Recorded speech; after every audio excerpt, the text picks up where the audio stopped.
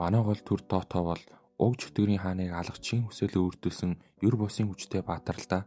Гэхдээ нэг том гин байгаа нь тэр маш хичимхэн юм.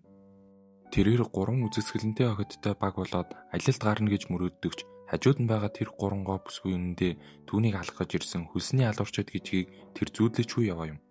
Азар Тото дэндүү хүчтэй болохоор тэдний ямар ч дайралт түүнд огт наалтахгүй. Гэтэл бүр сонин юм болоод түүнийг алах гэж ирсэн охид маань Тотогийн гэрэн цайлган занд нь өөрийн мэдлэгөө татагдаж сэтгэл алдарч эхэлдэг. Харин манай ичимхий залуу тэр их анхаарал халамжийг нь дааж чадахгүй шоконд ороод байдаг хэрэг.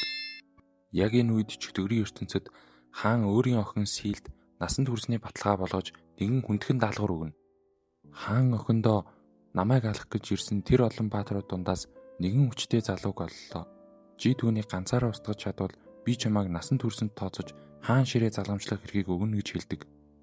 Силч байныхаа тухай мэдээллийг аваад баатар алгахч юу хүн байхав? Дашрамд нь хүний ертөнцөөр нэг сайхан зугаалаад авъя гэж бодоод бардамхан нисэж явчихна. Энэ хооронд хүний хотод Анемон гэх алуурчин бүсгүй өмнөх ажлынхаа хөлсийг аваад зогсож байтал агентууд нь шин даалгавар өгнө. Энэ удаагийн байна мөн л манай баатар Тото юм. Гэхдээ захиалагч нь түүнийг Гэлэнмагийн хувцс өмсөж алахыг шаарджээ. Нөгөө талд Гоо гэх нэгэн булчинлаг залуусыг өөрийн хүлэг болох дуртай нэгэн дээрлэхүү хүүхэн байх бөгөөд тэрээр сүүлийн үед бүх залуус түүний өмнө сүхэрч байгаа болохоор үүдээд байж. Гэтэл туслах нь түүнд яг хайж байсан төгс байг нь олсноо дуулгана. Тэр нь мэдээч манай Тото юм. Тотогийн хувьд баатар болохыг хүсдэгч бие хаан хэтэрхий том, дээрээс нь аимшигтай царайтай болохоор хүмүүстэй мэдлэх гэхээр л хөөрхийн амьтад айгаад цуцчдаг. Ганцаарцсан Тото хизээч баг бүрдүүлж чадахгүй нэг гэж гомдоллон гэр рүүгээ харих гэж байтал азан шовоож 3 алуурчин охин маань зэрэг ирээд түүнтэй баг болохыг хүснэ. Сил Анемен 2 бие биенээ хараад гал ус шиг үзэн ядаж эхэлсэн бол Гоо олуулаа байвал зугаатай гэдэл инээж сууна. Гэлдийхэн тэр хачин зожиг залууг ийм 3 хөөрхөн охинтой баг болохыг хараад нүдэн орой дээрээ гарна. Тоточ за ингээд л ганцаардл минь дууслаа гэж баярлан зөвшөөрөхөөр бэлдэж байтал гилдийн залуус охтыг тэр залууг орхиод бидэнтэй нэгд гэж уруу татна. Гэтэл Гоо би зүрх сэтгэлээ энэ баатарт өгчихсөн гэд Тотогийн гараас зуураад авдаг.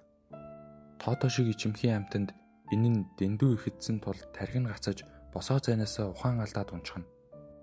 Гилдийнхэн огтд түүнийг эмэгтэй хүний хажууд ийм болчихдог өвчтэй гэдгийг нь тайлбарлаж өгнө. Үүнийг сонсоод Анемон Гоо 2 амархан байх нэ гэж бодож байтал Сил тэндээс өрсөж шийд чи дээрээ Тотог өргөөд гилдийн дээврийг цоолн нисэж оддог. Нөгөө хоёр нь ч дутхгүй араас нь хөөн. Хотоос гармагц Анемон шууд гарнат харвагч гаргаж ирээд Тото руу галлаж эхлэх нь тэр. Гэвч Сил бүгдээс нь чадварлаг болтож шидэт хаалтаараа хамгаална. Гоо энэ хооронд охтыг өөрийн тижээр болгох хандамлаа ашиглахаар бэлдэж Сил харин газар доороос аюултай мангас дуудах шид илгээнэ.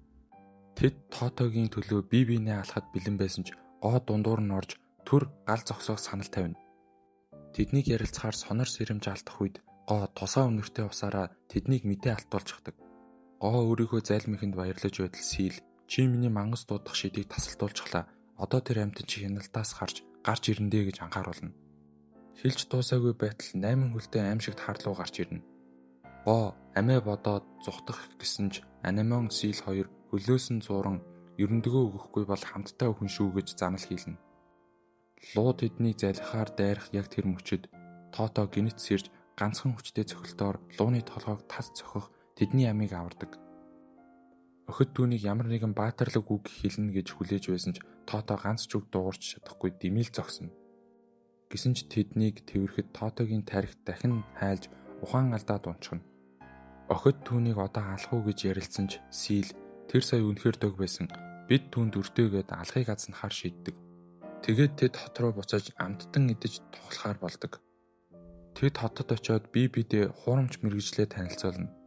Сил шидтэн Анемон Гэлэнма Гоо бүжигчин Тоточ гэсэн би та нарыг хамгаална гэж арай ядан хэлнэ.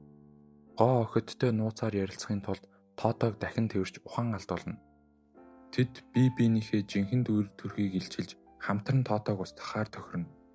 Анемон би боллоо гэж хэлээд явахч үнэндээ Тотог ухаангүй байхад нь нууцаар буудаж алах гэж дээвэр дээр гарна. Гэвч тэр үед нэгэн охин боол болон зарагдаж байгааг хараад сэтгэл нь өвдөж түүнийг аврахаар шийддэг. Анимон боолын худалдаачин болох толоогүй мангастай ширүүн тулдаж эхэлнэ. Мангас нөхөн түлждэг тэмтрүүлүүдээр анимоныг буланд шахаж байтал Тото гинэт гарч ирээд мангасыг ганцхан цохилтоор арчихан тэр.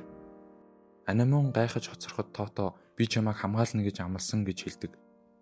Анимонч Тотод сэтгэл алдарч эхлэх бөгөөд нууцаа садруулахгүй тулд түүн рүү агаарын үнсэлт илгээж Тотог дахин л нам унгаана. Сил гоо хоёр үүнийг хараад Анимоныг хамгийн арчаагүй зэвсэг ашиглалаа гэж шоолно. Анимон би энэ ялзарсан ертөнцийг өөрчлөхийн тулд мөнгө олох гэж байгаа юм гэж зүвтгөгч Тотог алах гэхээр түүний аварсан дүр зураг тархинд нь орж ирээд утга нь гараас нь өөрөө унчихдаг. Эцэст нь тэд дэм бодолд нэг өрөө захиалан ордог. Тото 3 хүүхэнтэй нэг өрөөнд дүү гэж бодоод л дахиад л ухаан алдна. Гоо ганцаараа үлдэж Тотод гөлөг болгодог бодисоо тарьсан ч Тотод огт нөлөөлдөггүй. Бүр бүжиглэж өдөөд ташуураар ороолгоод ч тус болсонгүйд гоо гайхширна. Ингээд Тото гоо хоёр тэр шөнийг хамтдаа өнгөрөөнө. Гоо найзуудтай болсон явдлыг ярьж охид тэр шөнийг бие биетэйгээ дотносож өнгөрөөдөг. Ингээд энэ удаагийн имшлийг өндөрлөж байгаа тул та бүхэн маань лайк болон subscribe дарахаа мартаваа.